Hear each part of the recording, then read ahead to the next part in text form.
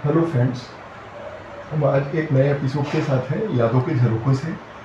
पिछले एपिसोड में हमने ये जाना था कि पापन अपने ननिहाल से जो कि लखनऊ में था वहाँ से आबू रोड पहुँचे और फिर आबू रोड में किस तरीके से शुरुआत हुई उसको हम लेकर कंटिन्यू करेंगे। हाँ, आबू रोड की जो मैं यात्रा के बारे में बता रहा था उसमें छोटी मोटी थोड़ी सी गलतियाँ एक दो रह गई थी। एक तो मैं कह रहा था कि 1954 नहीं 53 में मैं पहुंचा था जी। तो एक बात तो ये, और दूसरे गुजरात से कोई संबंध नहीं था क्योंकि गुजरात कोई स्टेट ही नहीं थी और राजस्थान भी कोई स्टेट नहीं थी, राजपूताना स्टेट थी। और इसी तरह से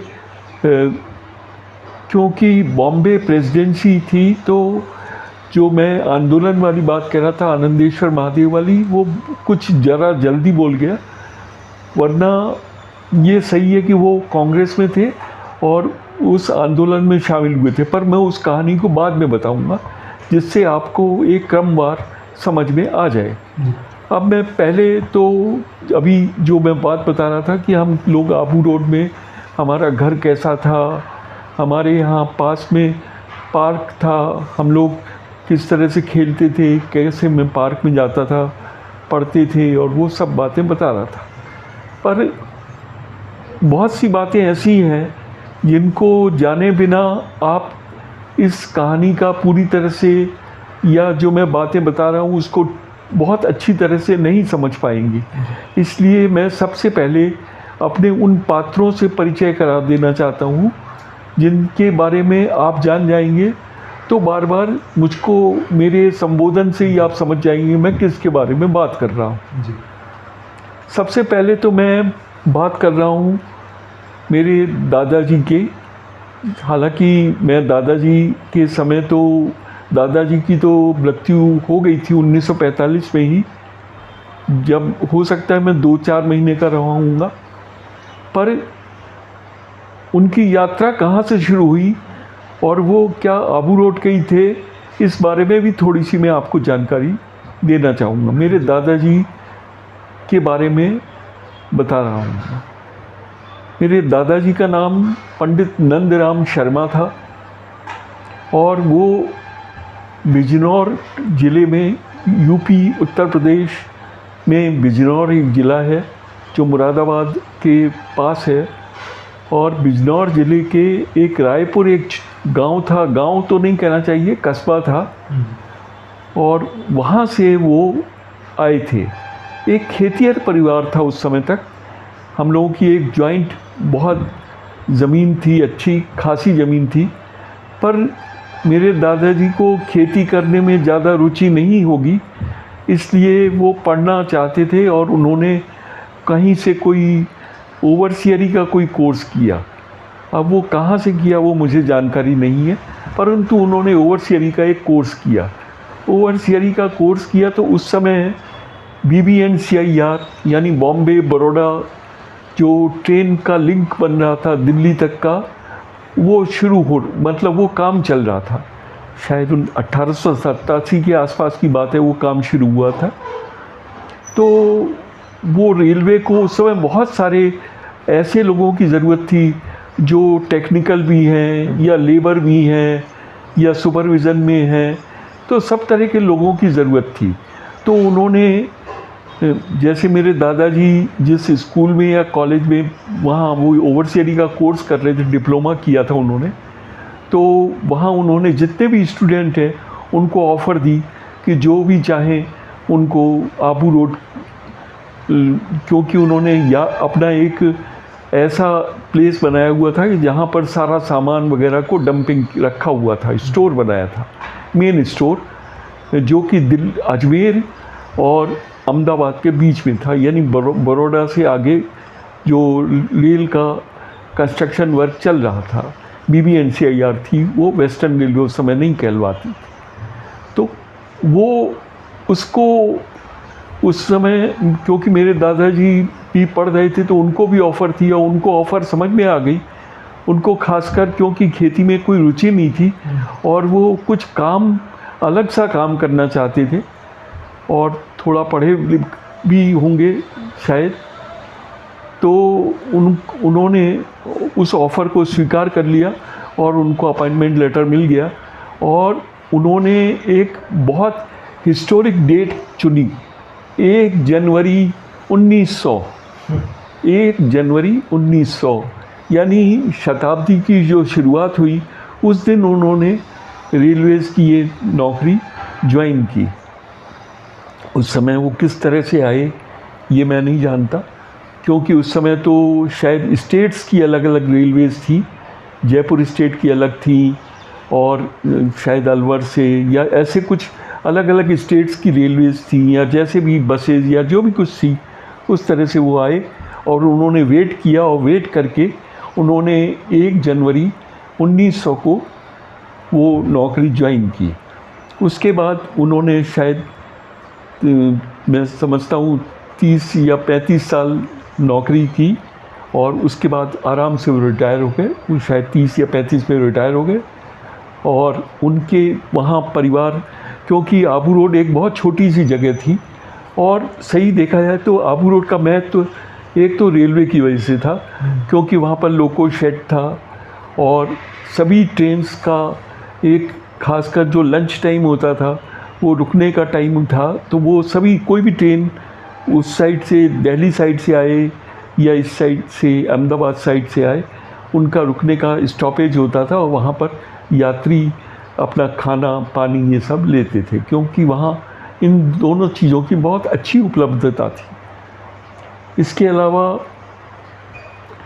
क्योंकि आबू रोड का दूसरा महत्व तो इसलिए भी था कि आबू रोड से केवल 7 मील पर अंबाजी का बहुत सुंदर तीर्थ स्थल था।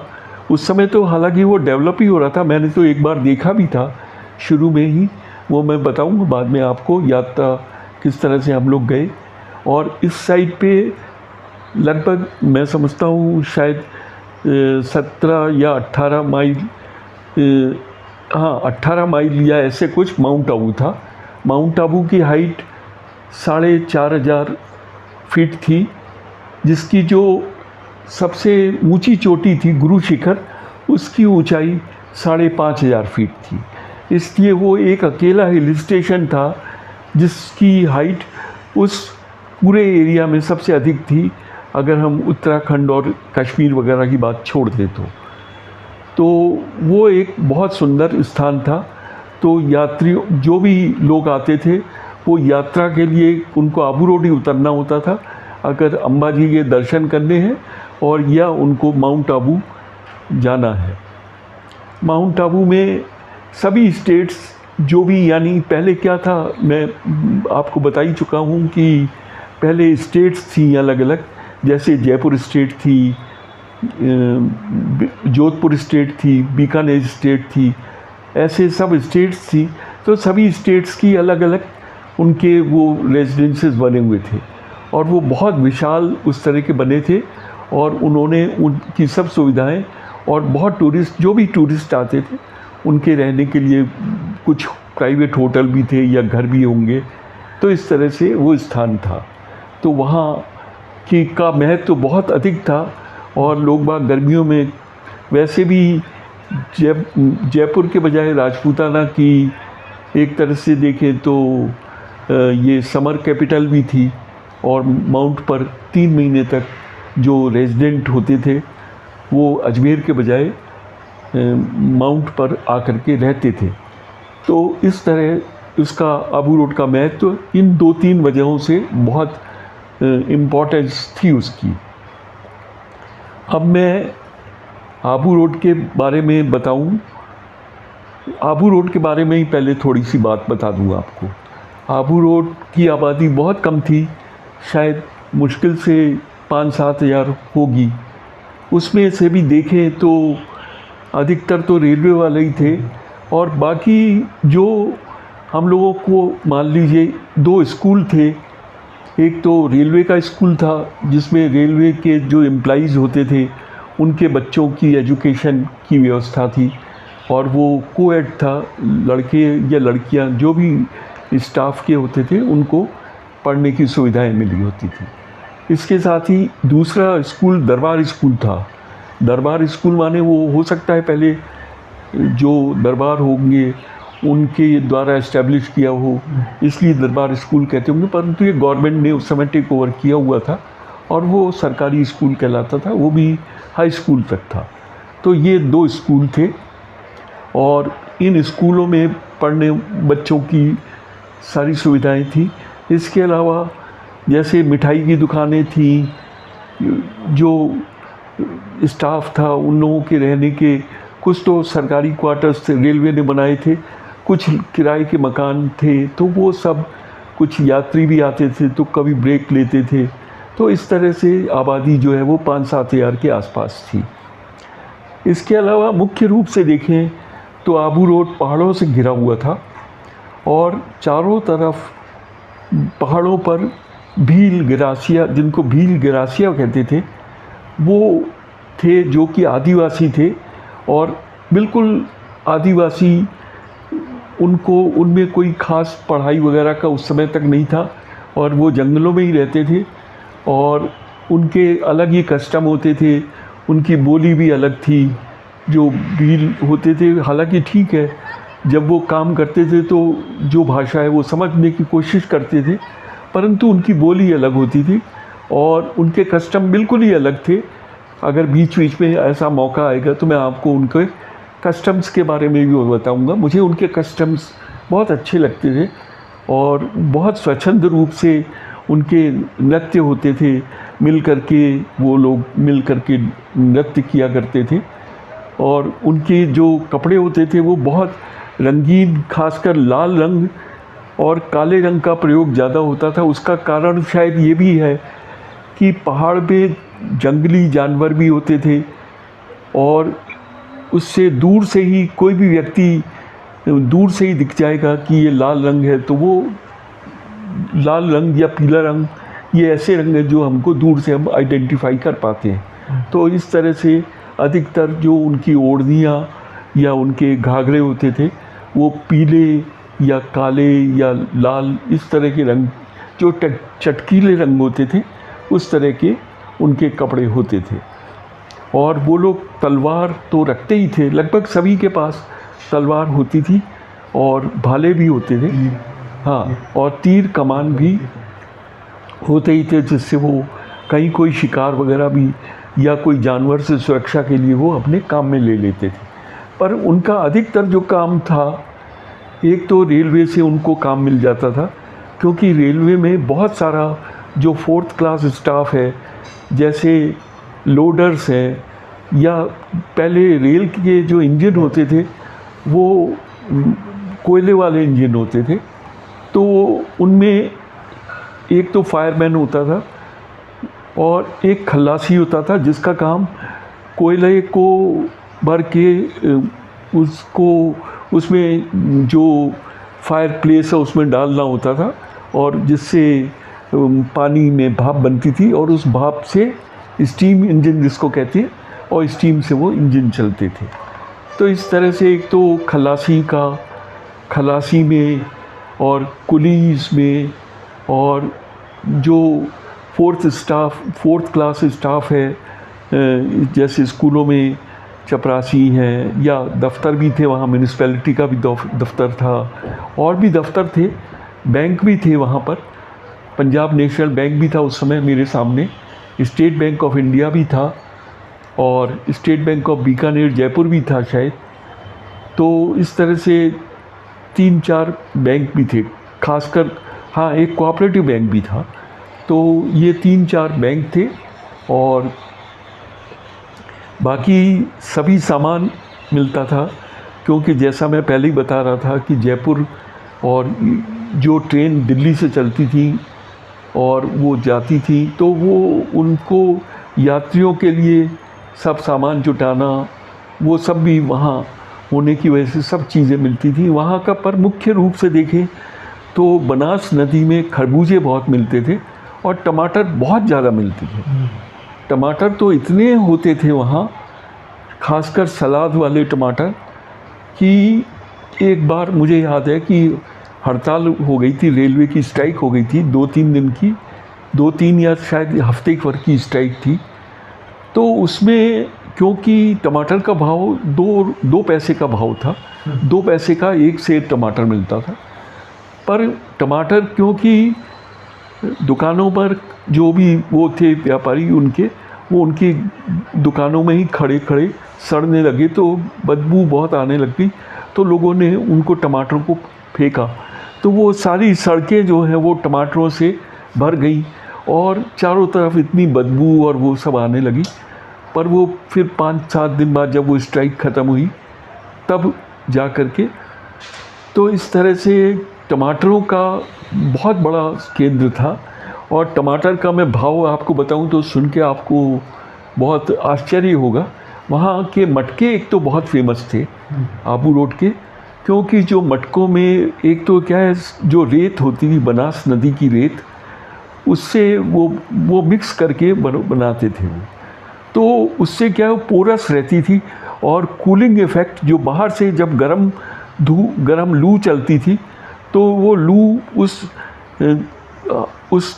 जब घड़े की उसको अंदर पानी तक पहुंचती थी तो वो ठंडा हो जाती थी और पानी बहुत बिल्कुल ठंडा बर्फ़ जैसा हो जाता था। तो इस तरह से बहुत बढ़िया घड़े मिलते थे और वो मारवाड़ के घड़े कहलाते थे और वो घड़े बहुत फेमस थे। और उन एक घड़े के अंदर टमाटर भर के, जिसमें लगभग 1 मन टमाटर आते थे या जो भी आधा मन आते होंगे, जो भी मतलब था वो, पर हाँ 20 किलो तो मुझे याद है, इतने टमाटर तो होते ही थे। वो टमाटर लगभग शायद 1 रुपए में घड़ा सहित टमाटर मिलते थे। तो आप घड़ा भी ले लीजिए, वो आपके काम आएगा और टमाटर आप आराम से उसको खा सकते हैं। तो वो पूरी लाइन में टमाटर सबसे ज़्यादा प्रसिद्ध थे। तो इस तरह से आबू रोड में खरबूजे, टमाटर और एक बालम खीरा कहलाता है, मतलब वो खीरा जो है वो बहुत बड़े साइज़ का होता था, वो बालम खीरा वो भी बहुत होता था। बनास नदी बहुत उपजाऊ ज़मीन थी, तो उसकी वजह से ये सब चीज़ें बहुत होती थी। और ख़ासकर देखें तो और फसलों के बजाय ये सब्जियां वहाँ ज़्यादा होती थी। तो ये सब्जियां या फल जो हैं वो वहाँ के प्रसिद्ध थे। तो इस तरह से आबू रोड का इम्पोर्टेंस या आबू की इम्पोर्टेंस की वजह से आबू रोड का मतलब ही है कि रोड फॉर आबू। तो आबू रोड तो था ही, और इसके अलावा अंबाजी, क्योंकि अंबाजी श्रद्धा सभी की थी, बॉम्बे प्रेसिडेंसी के हर जगह से, अहमदाबाद से, बड़ौदा से या इधर लें तो जयपुर से, सब जगह से अंबाजी के दर्शन करने हज़ारों लोग आते थे। और नवरात्रि में तो बहुत भीड़ होती थी। मंदिर जो था पहले एक ही था और नीचे ही था मंदिर, अब जैसे ऊपर बन गया है इस तरह का मंदिर नहीं था। मैंने एक बार दर्शन किए थे शुरू में, तो वो मैं बताऊंगा बाद में। तो उस तरह से वो मंदिर नीचे ही था, पर श्रद्धा जो थी वो बहुत लोगों की थी और जो स्वरूप था माँ का वो बहुत आनंददायक था। तो ये मैं आबू रोड के बारे में अभी बता रहा था। अब मैं मेरे परिवार के बारे में, जैसा कि मैंने बताया मेरे दादाजी आ गए। मेरे दादाजी के 4 बेटे थे, 5 बेटे थे। सबसे बड़े बेटे मेरे ताऊ जी थे, यानी जो परिवार के नंबर 1 थे। उनका नाम पंडित नहीं कहूँगा, चंदूलाल शर्मा था। और उनकी यानी मेरी जो ताई जी थी उनका नाम तो मुझको नहीं मालूम, पर जो मेरे ताऊ जी थे वो परिवार के सबसे बड़े थे। और हम लोग सभी उनके बच्चे, क्योंकि हम लोगों से बहुत बड़े थे वो, तो वो पिताजी कहते थे, तो हम लोग भी उनको अपने ताऊ जी कहने के बजाय पिताजी ही कहते थे। और जैसा मैं पहले बता भी रहा था कि शायद 45 या 42 या 43 जो भी है, तब तक हम लोग एक साथ ही रहते थे, एक जॉइंट फैमिली में, सभी भाई, 5 भाई और उनके सभी बच्चे, और हम सब साथ रहते थे। तो परिवार में पिताजी ही हम लोग कहते थे उनको। इसके बाद मेरे बाबू थे। हम सब जितने भी बच्चे थे अपने अपने पिता को हम लोग बाबू कहते थे, बाबू, और माँ को हम लोग चाची कहते थे, क्योंकि बड़े भाई जो यानी मेरे ताऊ जी के बच्चे हैं वो उनको चाची कहते थे, तो हम लोग भी चाची कहते थे अपनी माँ को। तो इस तरह से मेरे पिता का नाम बिरजूमल कपिल था। असल में उनका नाम बृजमोहन कपिल था, परंतु जब रेलवे में वो नौकरी करने गए तो जो क्लरिकल स्टाफ था वो सिंधी थे। उस समय सिंधी पाकिस्तान बना था तो माइग्रेट हुए थे और सिंधी लोग थे, तो सिंधी आबू रोड में बहुत आ गए थे उनको, क्योंकि इस साइड से निकले तो वो सिंध से जब वो ट्रेन निकली तो ये सब हो करके, और तो उन्होंने बिरजूमल कहा पहले। बृजमोहन तो वो बोल नहीं पाए क्योंकि ये बहुत संस्कृत जैसा नाम था, तो बिरजूमल कहा उनने। तो वो बिरजूमल उन्होंने, फिर मेरे पिता ने थोड़ा उसको बिरजू के बजाय बिरजो, तो बिरजूमल उनका पिताजी, मेरे पिता का नाम हो गया। और मेरी माँ का नाम जैसा मैं बता ही रहा था, पद्मावती कपिल मेरी माँ का पूरा नाम था, वैसे पद्मा कपिल कहते थे। इसके अलावा तीसरे नंबर पर मेरे जो भाई थे वो कैलाश नाथ कपिल थे। तीसरे नंबर पर कैलाश नाथ कपिल थे। हाँ, तो अभी मैं बता रहा था कि मेरे तीसरे नंबर पर जो वो थे वो मेरे चाचा, मेरे पिता से छोटे, उनका नाम कैलाश नाथ कपिल था। और उसके बाद मेरे जो चौथे नंबर पर थे वो शांति चाचा थे, शांति स्वरूप कपिल था उनका नाम। इसके बाद जो सबसे छोटे थे उनका नाम रामा चाचा था, परंतु बहुत कम उम्र में, लगभग शायद 22 साल के थे वो, एक दिन धूप में खेल करके आए और फिर वो उनकी मृत्यु हो गई दशहरे के दिन। तो इस तरह से वो रामा चाचा थे। तो उनकी मृत्यु होने के बाद केवल 4 भाई ये रह गए। और जैसा कि मैं पहले बता रहा था कि मेरे ताऊ जी और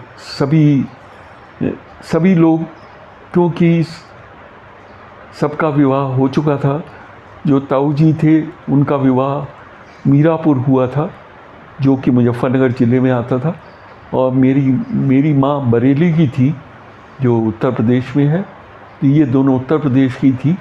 और तीसरे नंबर पर मेरे चाचा जी कैलाश नाथ कपिल, उनकी जो पत्नी थी या मेरी चाची, उनका नाम मांगी बाई था और वो मंदसौर की थी, वो मध्य प्रदेश से थी। इसके बाद चौथे नंबर पर शांति स्वरूप कपिल, उनकी जो पत्नी यानी मेरी चाची थी उनका नाम कमला कपिल था।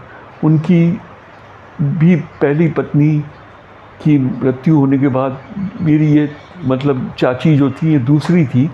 पहली जो उनकी चाचा जी की पत्नी यानी मेरी जो पहली चाची थी उनसे एक कन्या यानी एक हमारी बहन हुई थी, उसका नाम कुसुम कपिल था।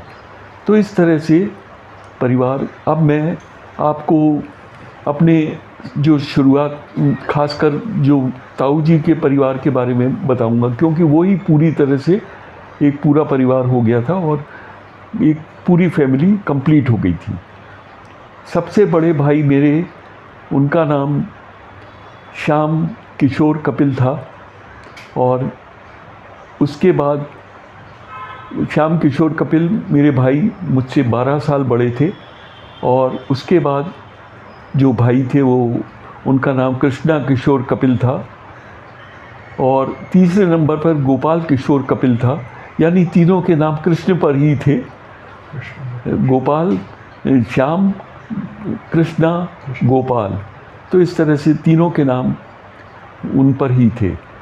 श्याम भाई साहब 12 साल बड़े थे और श्याम भाई साहब के बाद हमारी बहन थी सुशीला बहन, उनको हम लोग घर पे मुन्नी बीबी कहते थे। वो मुझसे 10 साल बड़ी थी। और इसके बाद कृष्णा किशोर कपिल मेरे मतलब उस तीसरे नंबर पर थे, और उनके बाद गोपाल किशोर कपिल चौथे नंबर पर थे, और उनके बाद कमलेश कपिल, जिनको हम लोग बेई बहन जी कहते थे, मुझसे 2-3 महीने बड़ी थी। तो ये उनका परिवार कंप्लीट हो गया था। और सब पहले, जैसा कि मैं कह ही चुका हूँ, क्योंकि हमारे दादाजी ने उस समय रेलवे का BBNCIR का कंस्ट्रक्शन कराया था, और PWI के पास थे। वो छोटी सी जगह आबू रोड थी, उनको सभी जानते थे। और जितने भी मेरे ताऊ जी थे या चाचा थे या और भी जो उनके कजिन्स थे, उन सब की नौकरियां रेलवे में बहुत आसानी से लग गई। हाई स्कूल होते ही उन सबको, बल्कि कई बार तो ऐसा हुआ कि हाई स्कूल भी नहीं कर पाए। और क्योंकि जब पाकिस्तान बना तो उस समय एकदम लोगों को, बहुत सारे लोग पाकिस्तान जो जाने वाले वो चले गए, तो एकदम भर्ती की दिक्कतें आईं, ट्रेनों की चलने की, और वो सारी दिक्कतें आईं। तो मुझे एक याद है, मेरे भाई थे दीनदयाल कपिल, तो उन्होंने बताया कि वो 17 साल के ही थे। हाई स्कूल ज़रूर कर लिया था उन्होंने, पर वो छोटे ही थे, पर उसके बाद भी नाबालिग होते हुए भी उनको जॉब दे दिया उन्होंने। तो क्योंकि उस समय रेलवे का जॉब बहुत आसानी से मिल जाता था, और सभी भाई मेरे, बल्कि ये कहूँ कि मेरे ताऊ जी से भी, ताऊ जी, मेरे पिता, मेरे चाचा, सब लोग रेलवे स्कूल में ही पढ़े थे। और रेलवे स्कूल में बस एक नियम था कि जो भी पढ़ते थे उनको उनके पिता, जो एम्प्लॉयमेंट उनका नंबर होता था, वो एक नोट कराना होता था। उसके बाद उनकी फ़ीस ऑटोमेटिकली, जब फ़ीस जो है उनकी सैलरी में से कट के स्कूल में जमा हो जाती थी। जैसे मैंने जब स्कूल ज्वाइन किया तो फीस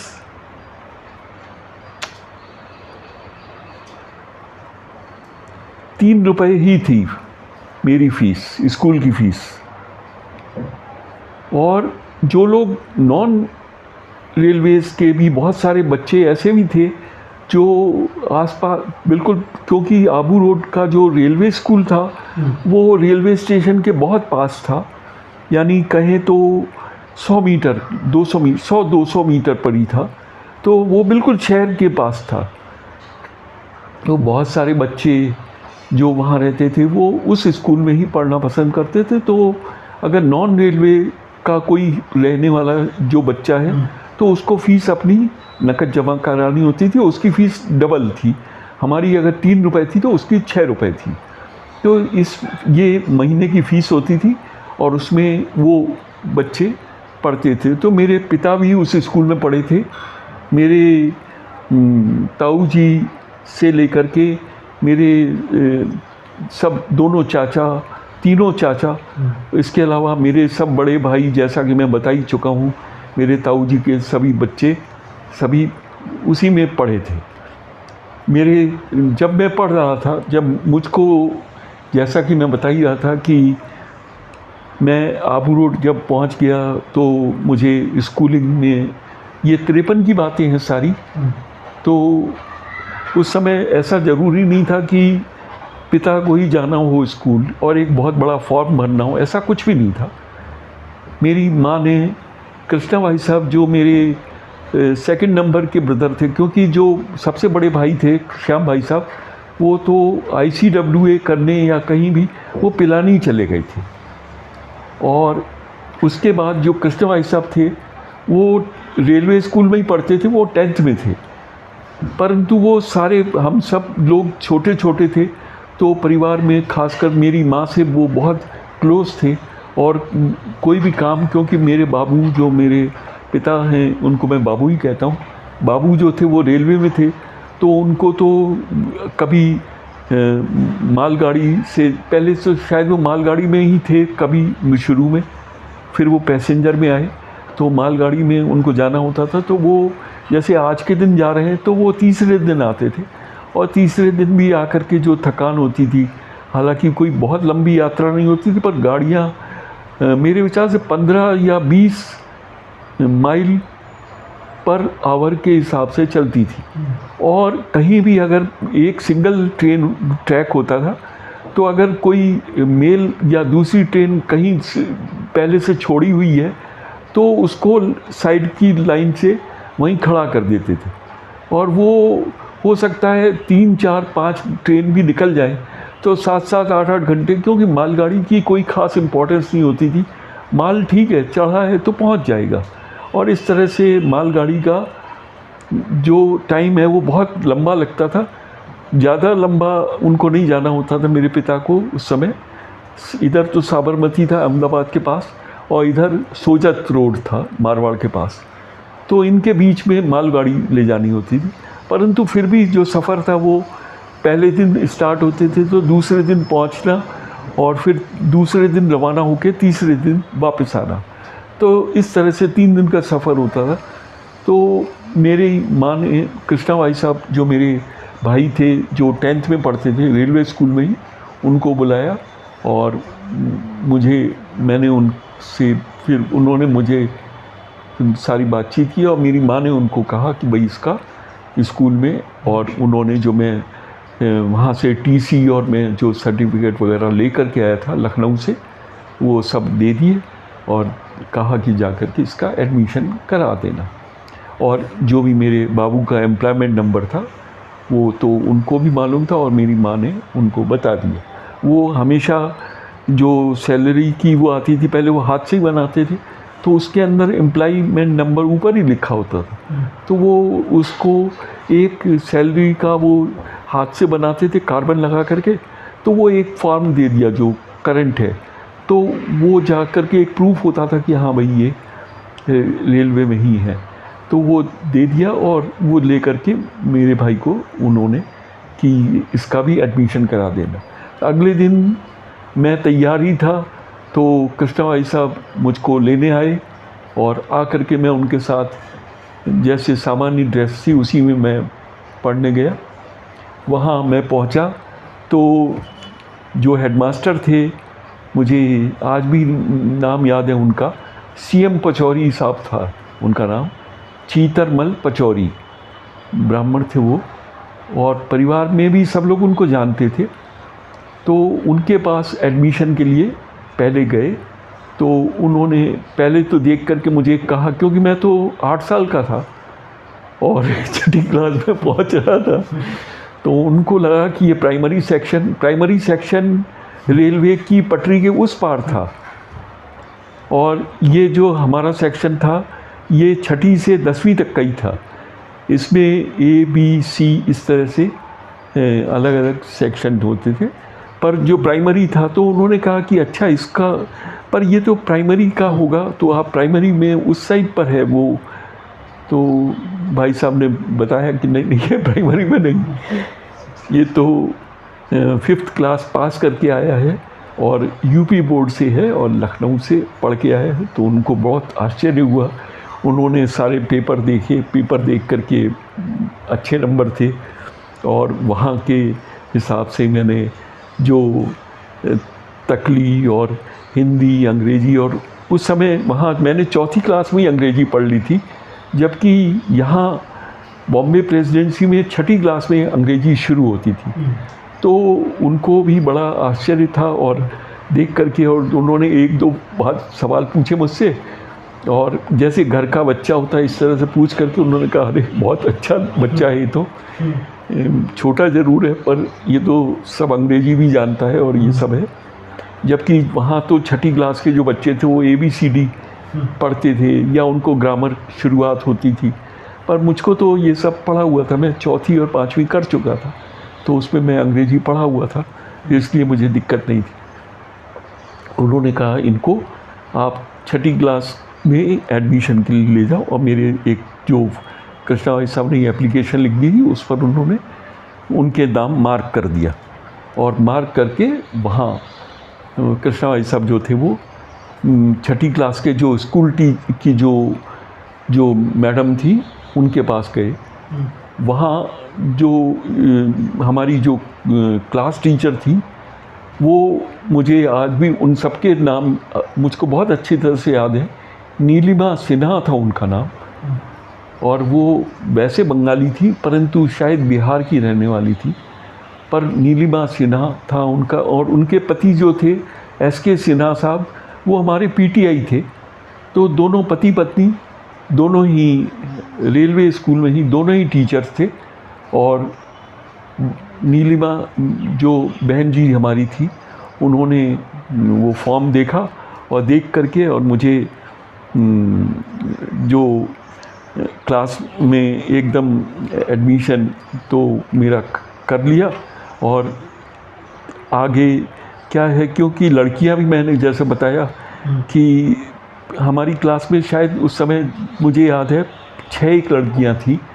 तो शुरू की एक बेंच होती थी, इसमें 4 लड़कियां बैठती थी, और दूसरी बेंच पर, क्योंकि 6 ही लड़कियां थी, तो दूसरी बेंच पर 2 लड़कियां थी और एक लड़का था, उसका नाम भी था याद मुझे, संतोष कुमार शर्मा था, और वो पोस्ट मास्टर जो थे उनका लड़का था। तो एक सीट वहाँ खाली करवाई उन्होंने।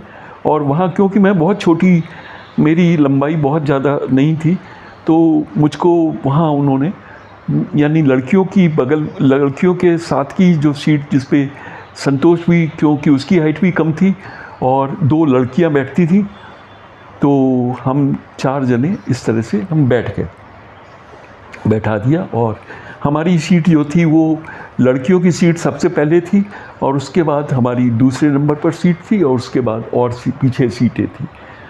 कई लड़के, तो एक लड़का था मुझे याद है जो हमारी क्लास का मॉनिटर, जिसका नाम तो बाद में मुझको ही मालूम पड़ा, उसका नाम बाबला था।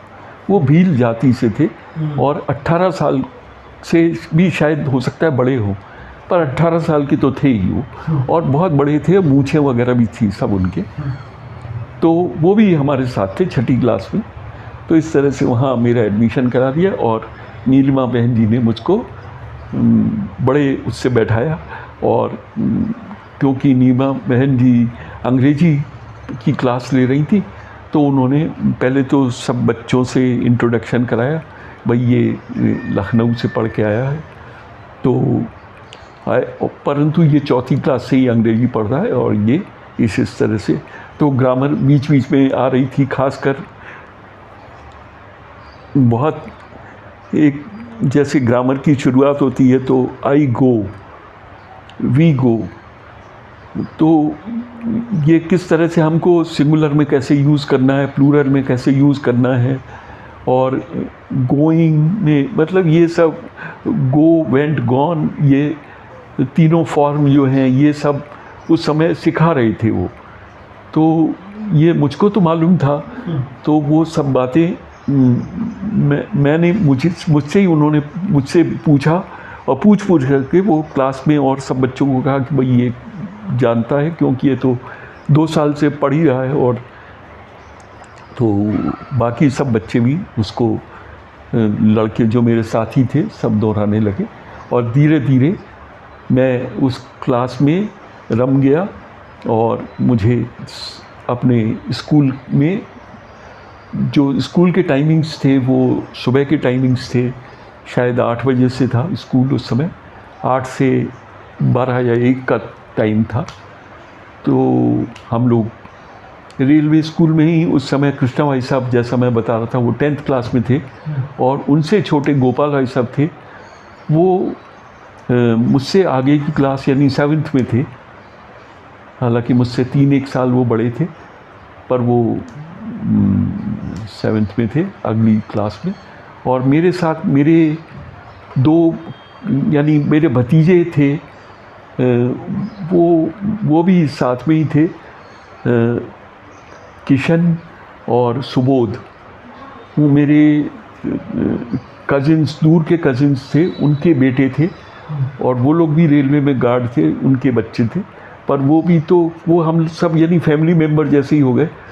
सुबोध और किशन, वो लोग, उनके परिवार में मैं जाता ही रहता था और जानता ही था उन लोगों को। तो वो इस तरह से हम लोग, वो हमारी पढ़ाई की शुरुआत हो गई। और उसके बाद जहाँ तक वो रेलवे स्कूल था, तो बहुत एक पारिवारिक जैसा मामला था, क्योंकि वहाँ अगर देखें तो पहले 4 भाषाएं थी जो हमारी क्लास में, मतलब हमारे लिए 6th क्लास में 4 भाषाएं ज़रूरी होती थी। तो 4 भाषाओं में जैसे संस्कृत है और अंग्रेज़ी है और हिंदी है। ना, अंग्रेज़ी और हिंदी तो लेनी ही होती है, वो तो आपको पढ़नी ही है। अब 2 भाषाएं आप कोई भी ले सकते हैं। तो एक तो मैंने संस्कृत ली और दूसरी भाषा में आपके पास ऑप्शन था कि आप गुजराती ले सकते हैं और चाहे तो फ़ारसी भी ले सकते हैं।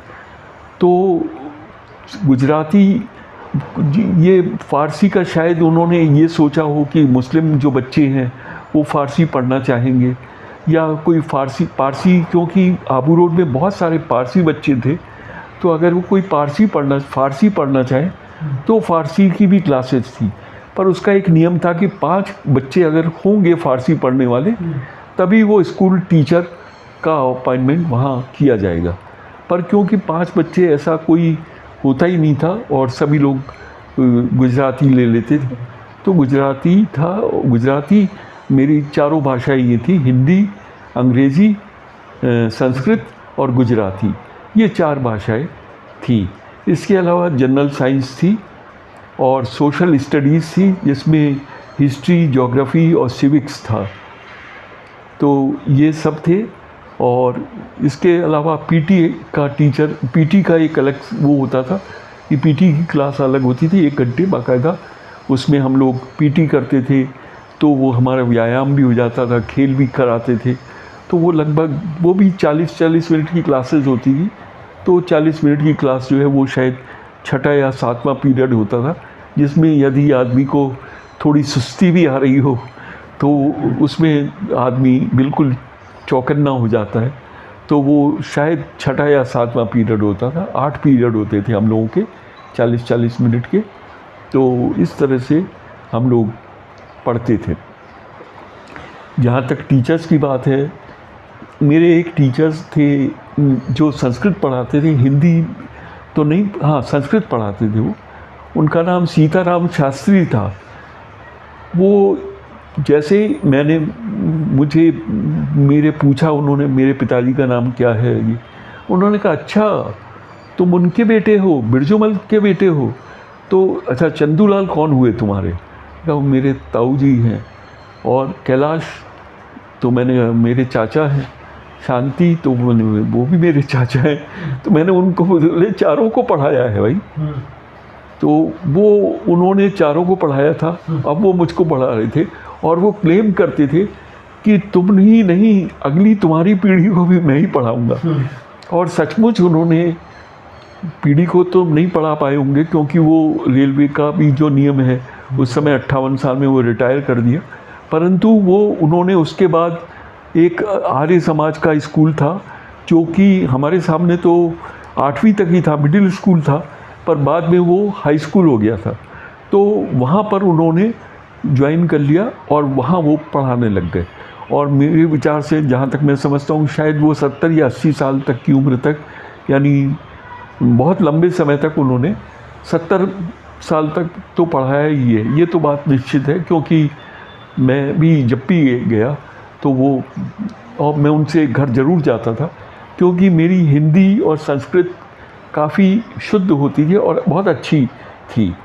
और मैंने ऑप्शनल में भी संस्कृत ली थी और हिंदी भी मेरी अच्छी थी। तो इसलिए वो मुझे बहुत लाइक करते थे। और घर पर भी मैं पहले जैसे ट्यूशन वाली आजकल क्लासेस होती हैं और ये सब, ऐसा कुछ नहीं था। वो हम लोगों को कह देते थे कि तुम कभी भी आ जाओ या करो, और टाइम बता देते थे इस टाइम को, तो हम लोग उनके घर पे चले जाते थे। और मैं खासकर संडे को ज़रूर जाता था और जा कर के 2-3-4 घंटे हम लोग पढ़ते थे। तो वो उस समय हमको पढ़ाते थे, बड़े आनंद, उनको भी आनंद आता था। और भी 2-3 जो अच्छे बच्चे होते थे उनको भी वो बुला लेते थे। तो हम लोग, बहुत ज़्यादा दूर नहीं था, नदी के पास ही था उनका घर, तो हम लोग चले जाते थे और परिवार की तरह से वो हमको पढ़ाते थे।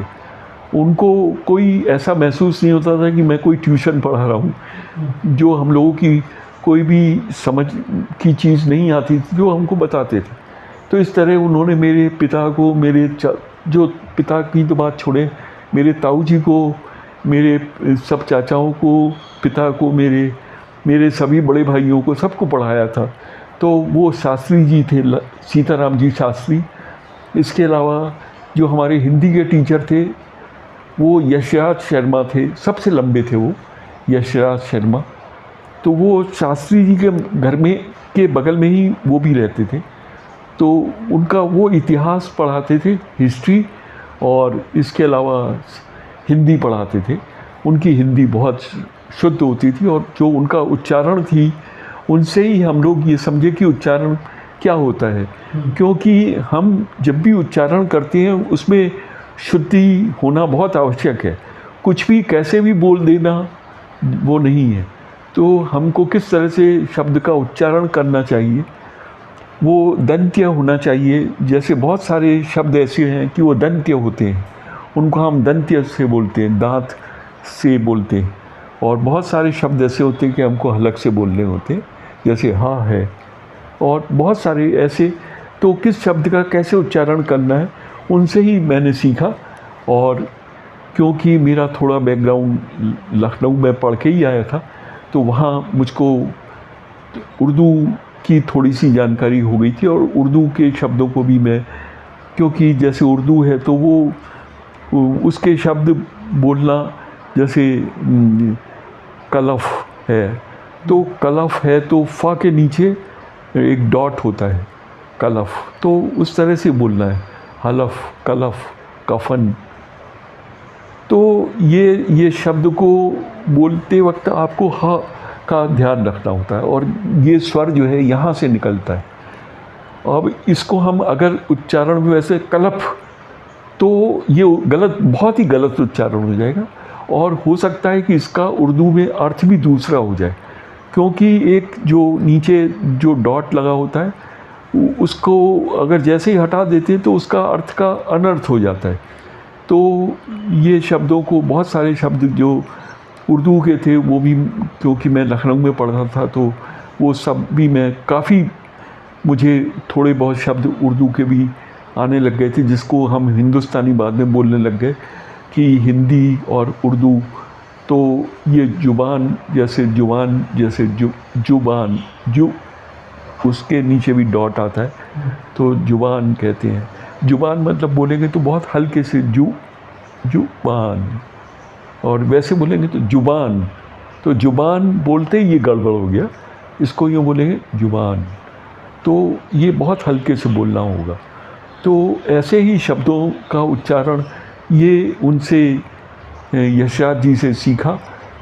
और इसके अलावा हमारे जो इतिहास के थे, नहीं सिविक्स के थे, वो थे सहाय साहब थे। वो बहुत बुज़ुर्ग थे, और सहाय साहब मतलब कायस्थ थे वो, और शायद बिहार वगैरह से कहीं से थे। तो वो हम लोगों को सिविक्स पढ़ाते थे। और इसी तरह से, जैसे कि मैंने पहले ही बताया कि पीटीआई जो थे हमारे, वो बहुत, एक तो थोड़े से वो बंगाली थे, तो मोटे बंगाली होते ही हैं, तो वो थोड़े से मोटे थे। बाकी तो पीटी टीचर थे तो फिटनेस तो उनकी वैसे परफेक्ट थी, पर वो, और जैसे सुभाष चंद्र बोस थे इस तरह से वो थोड़े बाल्डी थे, बाल उनके पर। और हम लोगों का तो वैसे बहुत ध्यान रखते थे, तो उनकी क्लास बहुत मनोरंजक होती थी। और वो बिल्कुल जो हमारी 5-6 घंटे की जो भी थकान जिसको कह सकते हैं, उसको बिल्कुल दूर कर देते थे। तो वो जो 1 घंटा तो नहीं कहना चाहिए, 40 मिनट की जो है, उस 40 मिनट में हमको थोड़ी सी एक्सरसाइज भी होती थी, और तरह तरह के गेम्स भी खिलाते थे वो। तो वो सब सिखाते थे। और जैसा कि मैं पहले ही बता चुका कि नीलिमा बहन जी जो हमारी मेरी जो क्लास टीचर थी, उनके वो पति थे, तो वो जैसे ही हम लोग गए तो उन्होंने मैंने बता दिया मैंने इस तरह से, तो उन्होंने वैसे ही बहुत ध्यान रखा। तो उनका इस तरह से परिवार था। और मेरे जो टीचर्स के बारे में मैं बता रहा था, एक शंकर नारायण जी और थे। शंकर नारायण जी शायद शर्मा थे, परंतु वो शर्मा लगाते नहीं थे। शंकर नारायण जी वो भी अंग्रेज़ी पढ़ाते थे। कभी नीलिमा बहन जी पढ़ाती थी, कभी कभी शंकर नारायण जी भी पढ़ाते थे। वो बाद में तो वैसे उसमें वो असिस्टेंट हेडमास्टर थे और उनकी अंग्रेज़ी जो थी वो बहुत नाटकीय ढंग से पढ़ाते थे। यानी जो भी सब, अगर कोई ड्रामा है तो बिल्कुल ड्रामे की तरह से पढ़ाते थे। तो ड्रामे में मतलब जो आवाज़ का लय है उसको उसी तरह से, ये नहीं कि कोई एक सपाट तरीके से पढ़ाए, पर उसको उस जैसे बोलना है तो उस तरह से जैसे फिल्म में बोलते इस तरह से वो पढ़ाते थे। तो बहुत इंटरेस्टिंग होता था सब्जेक्ट, और सब्जेक्ट को वो इंटरेस्टिंग बना देते थे। सब्जेक्ट तो जैसा है वैसा ही है, पर उस सब्जेक्ट को ऐसा बना देते थे कि जानने की इच्छा होती थी और बड़े आसानी से याद भी हो जाता था। तो इस तरह से स्कूल गए और स्कूल में हमारा और जो हम वहाँ पर स्कूल में और व्यवस्थाएं, तो मैं समझता हूँ 7 या 8 क्लासेस थी, क्योंकि छठी क्लास में मान लीजिए 2 सेक्शन थे या 10 तक ऐसे, तो कुल मिलाकर के 7 या 8 क्लासेस थी। और पहले जो एक बीच में चौक होता था और तीन तरफ तो क्लासेस थी और चौथी तरफ पानी का कुआं था और बाथरूम वगैरह थे, और वहाँ छोटी सी क्यारी वगैरह भी बनी हुई थी। तो वहाँ पानी वानी घड़े और वो सब रखे रहते थे। तो इस तरह से स्कूल जो था उसमें बाकायदा प्लेग्राउंड जिसको कहें वो भी अच्छा खासा था। तो उसमें हम लोग कबड्डी भी खेल सकते थे और भी छोटे मोटे गेम, फुटबॉल वगैरह भी खेल सकते थे। तो इस तरह का था। और शुरू में जैसे हम प्रवेश करते हैं तो तीनों तरफ तो क्लासेस और वो सब, एक बरामदे थे और बरामदे के बाद क्लासेस होती थी, पर जो बीच में था वो एक मैदान सा था। उसमें सुबह सुबह प्रार्थना होती थी, ये शक्ति हमें दो दया निधे, कर्तव्य मार्ग पर बढ़ जाएं। ये इस तरह की प्रार्थना थी।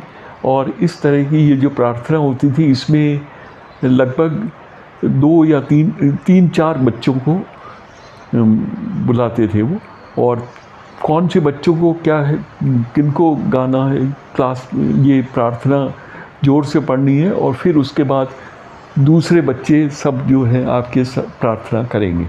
तो पहले हमको जो भी 4 या 5 बच्चों को पहले ही बता देते थे, एक शाम को पहले ही, कि कल आपका नंबर है। तो जो भी ज़ोर से बोल पाते थे या ऐसे बच्चों को लेते थे, 1-2 बार 2-3 बार मुझे भी अवसर मिला। और इस तरह से कभी कभी लड़कियों का नंबर भी आता था तो लड़कियां भी प्रार्थना करती थी।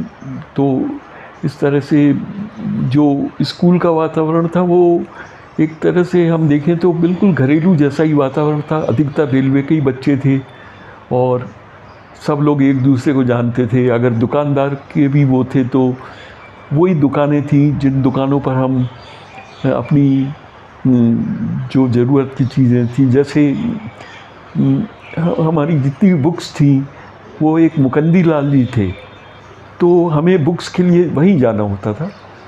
आबू रोड में उस समय तक तो कोई हॉस्पिटल ज़रूर था, एक रेलवे का नहीं, रेलवे का भी था, तो परंतु वो तो रेलवे वालों के लिए ही था, बड़े खासकर जो मूविंग स्टाफ है उन लोगों के लिए ज़्यादा था। और रेलवे की जो लाइन थी उसके उस तरफ जो था वो यूरोपियंस का था एरिया। जो यूरोपियंस थे 53 तक यूरोपियंस मैंने देखे हैं, मेरे टाइम भी थे कुछ जो जिन्होंने रिटायरमेंट 47 के बाद भी अपना रिटायरमेंट मान लीजिए आगे है तो उसको कंटिन्यू करा। और शायद 53-54 तक तो मुझे याद है कि वो लोग रहे। तो रेलवे के उस साइड पर बेंगलोस थे और यूरोपियंस जो थे वो लोग क्वार्टर्स के बजाय बेंगलोस में रहते थे।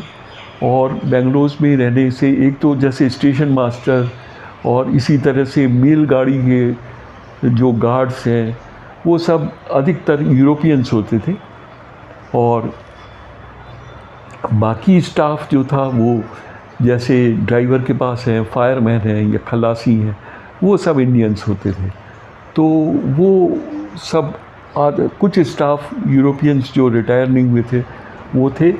और बाकी जैसा मैं कह रहा था कि ड्राइवर्स जैसे हाँ कि हम लोगों के लिए बुक्स की एक शॉप थी, तो बुक्स मुकंदी लाल जी उनके यहाँ सारी शॉप्स, बहुत बड़ी दुकान थी, तो उसमें सारे बच्चों की हमारी जैसे क्लास, तो हमें क्लास में बताना नहीं पड़ता था उनको कि कौन सी, बस हमें क्लास बतानी होती थी, छठी क्लास, तो वो छठी क्लास की सारी बुक्स का एक पूरा सेट मिल जाता था। और पहले बार बार किताबें बदली नहीं जाती थी। एक जो किताब होती थी वो मुझको याद है कि वो हम जब पढ़ लेते थे तो दूसरे जो बच्चे आते थे उनको हम यूँ ही दे देते थे। और अगली क्लास में अगर हमें ज़रूरत नई ख़रीदनी है तो हम ख़रीद लेते थे, वरना हमें अगर जैसे मेरे बड़े भाई, मैं बता ही रहा था कि 7वीं में थे, तो मैं उनसे मुझे बुक्स मिल जाती थी, कहीं कोई दिक्कत नहीं आती थी कि मैं बुक्स लूँ। कॉपियों के लिए मुझे वहाँ, वही मैं कह रहा था, मुकंदी लाल जी के यहाँ जाता था। मुकंदी लाल जी का जो बेटा था वो मेरा क्लास फेलो ही था, जगदीश उसका नाम था।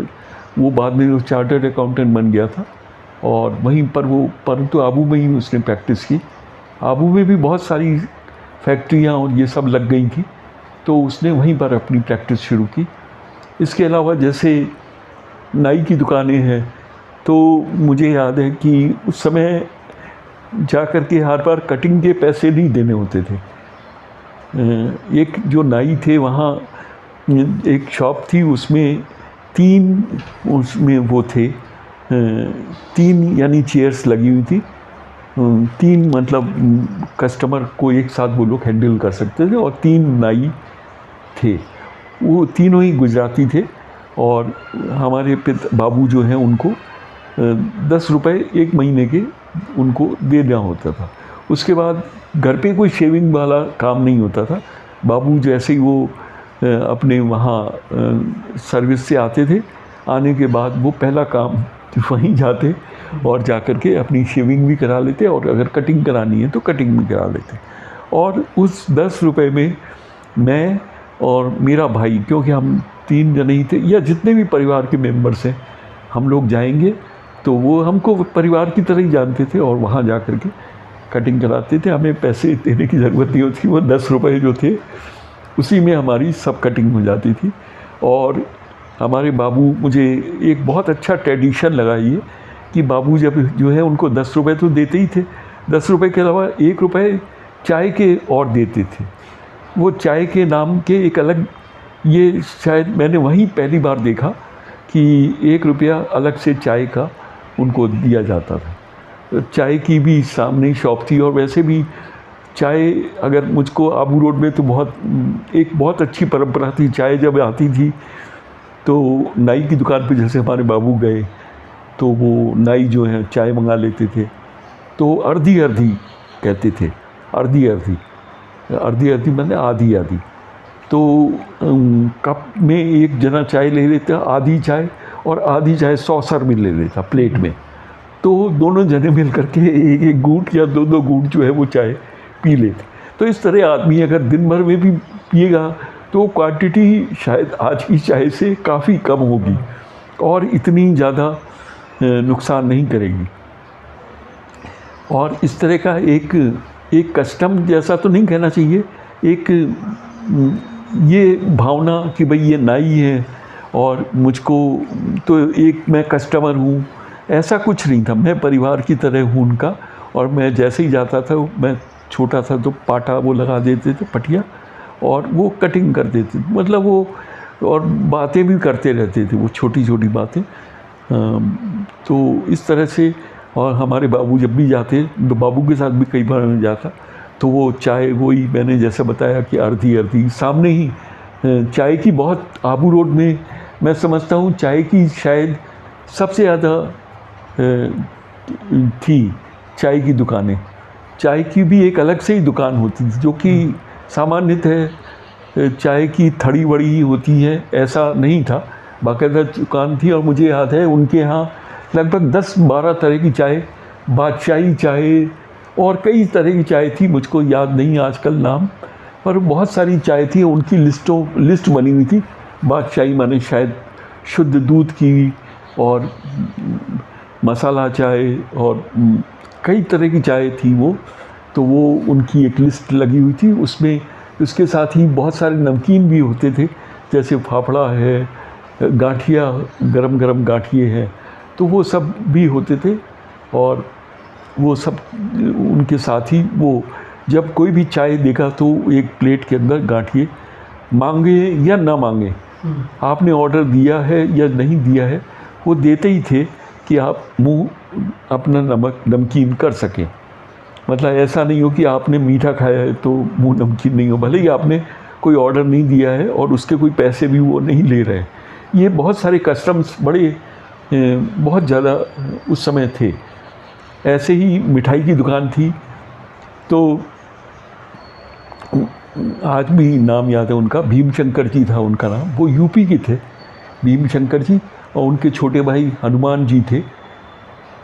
भीमशंकर जी और ये सब पहले पहलवानी भी करते थे, और हनुमान जी जो थे उन्होंने तो मेरी बहन की शादी तक में वो मुख्य वो थे, वो परिवार की तरह से हनुमान चाचा कहते थे। और जब भी मैं कभी इसके बाद भी, पढ़ाई के बाद भी, कभी भी अपने कॉलेज एजुकेशन या अपनी सर्विस में भी कभी भी आबू जाता तो उनके पास मैं ज़रूर जाता, और वो मतलब बुला लेते। अगर कहीं मैं गलत भूल गया हूँ तो आवाज़ दे लेते, अरे भाई तो सुरेश, तो फिर मुझे आवाज़ दे देते और मैं उनके यहाँ जाता तो मुझे एक मिठाई का एक पीस और एक नमकीन का पीस ज़रूर देते, और पूछते कि क्या कर रहे हो, क्या है, सारी पूछताछ बाकायदा करते।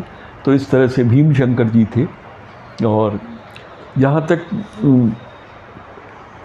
जो गवर्नमेंट का हॉस्पिटल था छोटा सा, उसको तो हम लोगों ने नहीं देखा था, क्योंकि जो दरबार स्कूल था ये हमारे जो, अगर हम कहें तो अगर स्टेशन से निकलते हैं तो माउंट आबू वाली जो रोड थी उस पर बिल्कुल तुरंत ही तो हमारा ही वो रेलवे इंस्टीट्यूट आता था चौराहे पर ही, और उसके बाद थाना आता था, और इधर रेलवे इंस्टीट्यूट के पास में हमारा वो पिक्चर वाला आता था, इसके बाद हमारा स्कूल आ जाता था।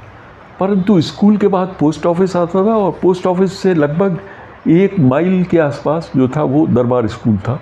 यानी दरबार स्कूल का फासला उस समय एक तरह से देखें तो अगर स्टेशन से 1.5 मील के आसपास था।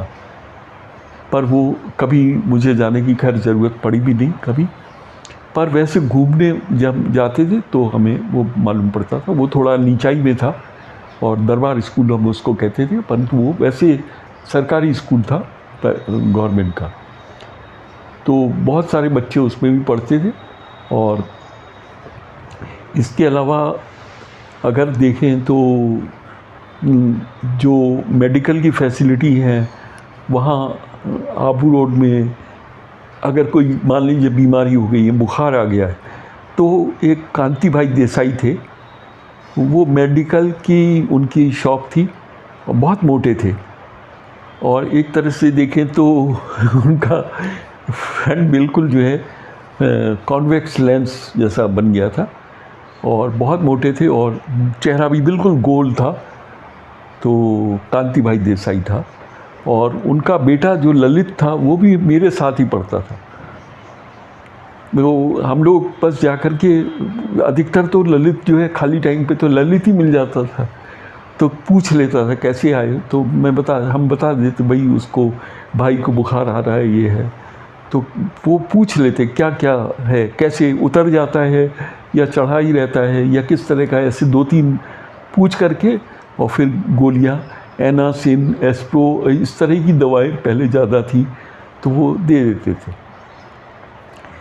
अगर वैसे देखें तो एक क्वालिफाइड डॉक्टर की बात अगर सोचें तो केवल एक थे डॉक्टर लाहिरी, वो बंगाली थे और शायद सर्जन थे और रिटायर होकर के वहाँ आ गए थे और वो प्रैक्टिस भी करने लग गए थे। तो अगर किसी को कोई बहुत सारी कॉम्प्लिकेशंस हैं तो वो उनको दिखा सकता था। और एक रेलवे के डॉक्टर थे, डॉक्टर शर्मा, जिनको हम लोग परिवार भी हमारा बहुत अच्छी तरह जानता था क्योंकि वो ताऊ जी के परिवार के बिल्कुल बगल में ही रहते थे।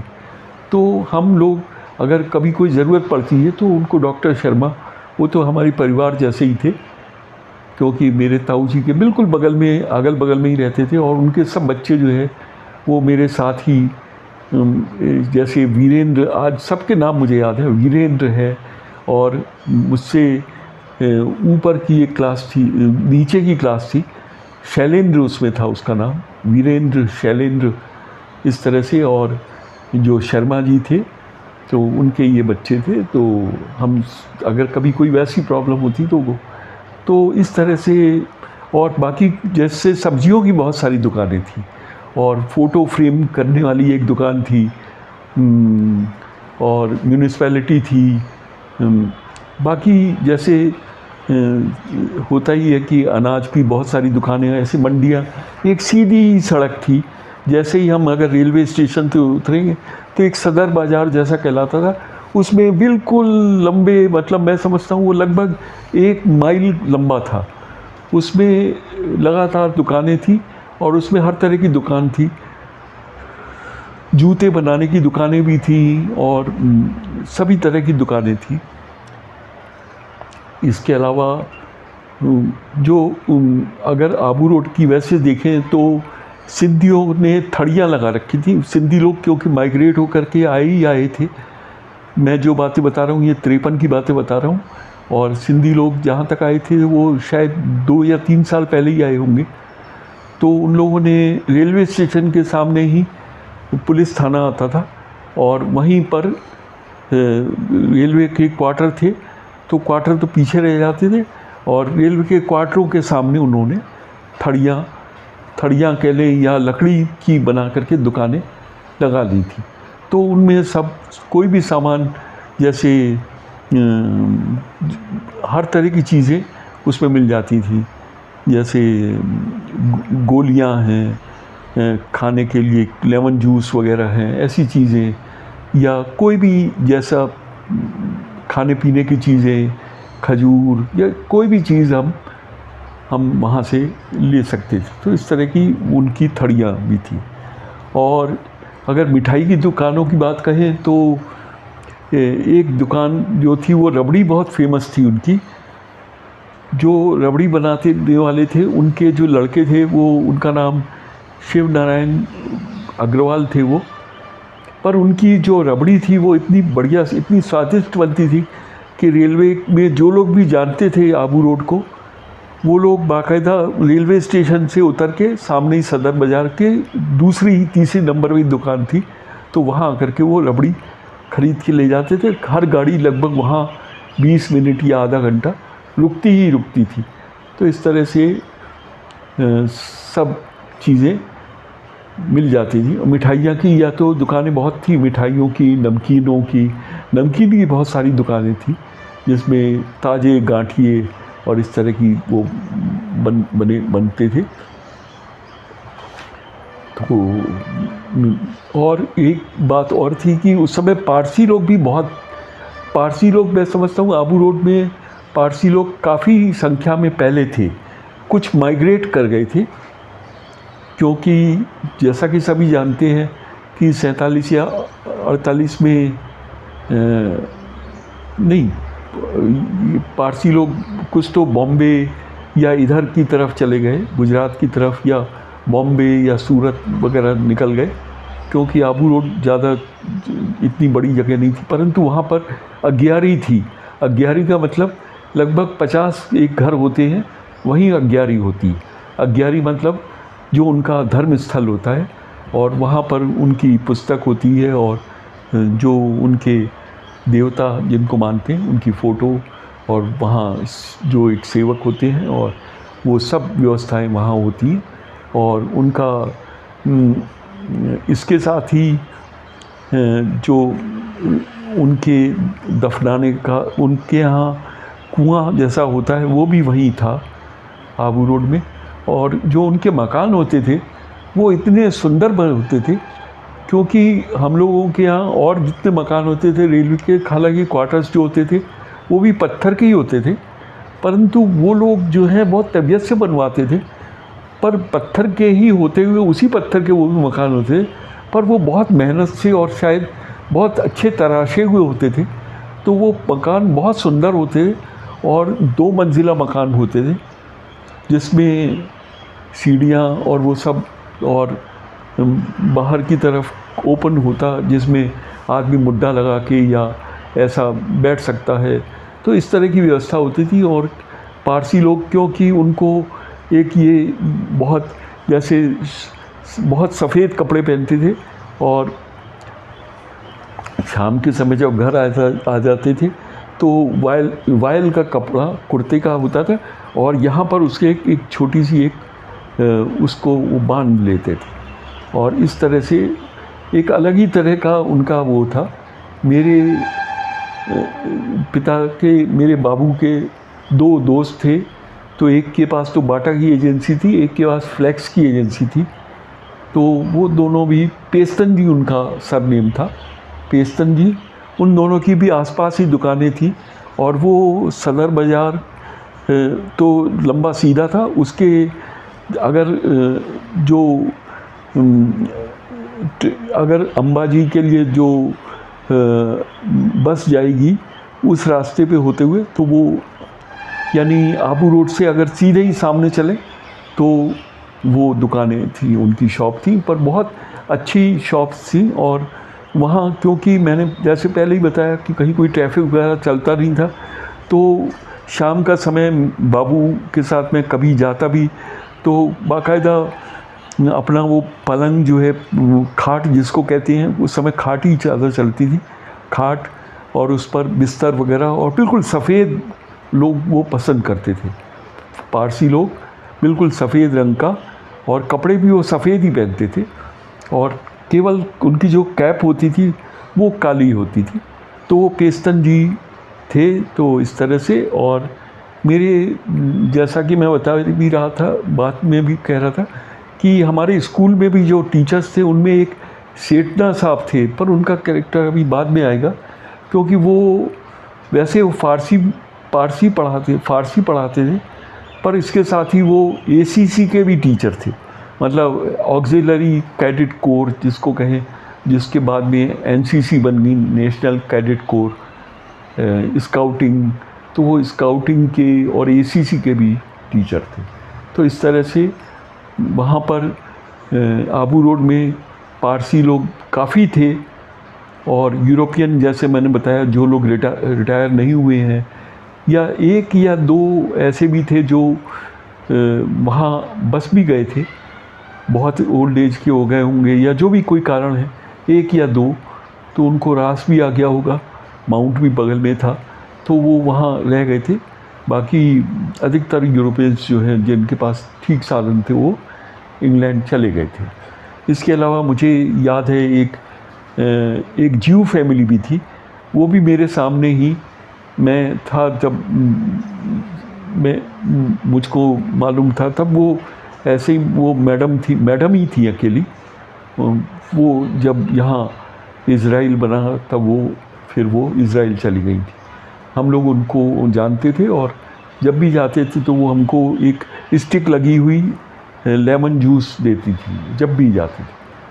तो बहुत दीकरा बोलती थी वो, दीकरा इस तरह से, हालांकि वो थी तो ज्यू, परंतु अच्छी उनकी बोलने में गुजराती बोलते थे, और अधिकतर लोग गुजराती या हिंदी वो लोग होते थे जो बोलते थे, जो या तो माइग्रेट होकर के आए हैं यूपी से, क्योंकि रेलवे में उस समय स्कूलिंग में जितने भी अधिकतर लोग जो थे, रेलवे स्टाफ कहें तो वो यूपी से ज़्यादा था, क्योंकि उत्तर प्रदेश कंपैरेटिवली थोड़ा पढ़ने वगैरह में उस समय यूनिवर्सिटीज़, जहाँ तक मुझको याद है, शायद 47-48 तक राजस्थान में एक भी यूनिवर्सिटी नहीं थी, और सारी यूनिवर्सिटियाँ, सारी जो स्कूल कॉलेजेस थे वो, बल्कि सारे भी नहीं कहना चाहिए, बड़े बड़े शहरों में थे कॉलेज केवल, जैसे महाराजा कॉलेज है जयपुर है, और इस तरह से कोटा में कॉलेज था, या जोधपुर में कॉलेज था,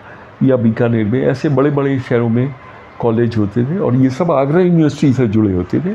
बाद में राजस्थान यूनिवर्सिटी आई, तो ये सब 47-48 के बाद हुआ। तो जो शुरू में जो लोग लगे वो अधिकतर ट्रांसफ़र होकर के या ज्वाइनिंग या जैसे भी है वो लोग यूपी से या गुजरात से आ गए, और तो उनकी भाषा या तो गुजराती बोलते थे, या सिंधी जो है वो माइग्रेट होकर के आ गए, और या पारसी थे तो पारसी भी गुजराती बोलते थे। तो इस तरह से बहुत अच्छा वो था।